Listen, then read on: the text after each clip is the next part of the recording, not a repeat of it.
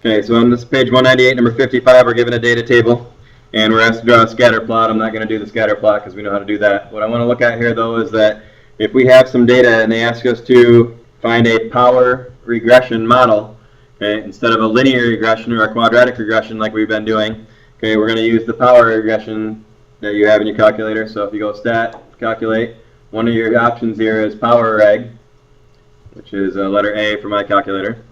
So if we do power reg this time, I just want you to see what the format of this looks like. Okay, notice it's in the form of a power function. Instead of using K and A for the two constants like they use in this book, they use A and B, but ultimately that's still our K and A.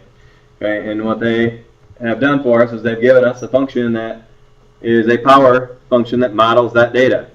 And if we were to scatter plot that data and then draw the graph of this, put this in y equals, then what should we see? Okay, this should do a pretty good job of modeling that data. Fair enough? Okay, notice the power this time. The power is kind of a weird power, negative 0.2968 and so on. Right? But it's still a power function nonetheless. Okay, we can see that as x gets bigger with this data, the y coordinates get smaller. Okay, so as x gets bigger, the y coordinates get smaller, which shouldn't be surprising then that we have a negative power then, should it? Okay, and negative powers are going to give us that decay situation. Okay.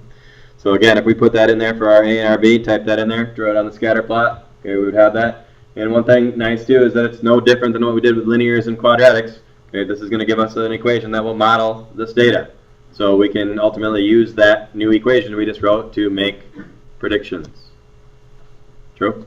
So again, nothing different, but I wanted to make sure you saw that you do have a power reg option on your stat calculate, because in part of your work you're going to be asked to write a power function. Okay, and we're going to do it exactly as such.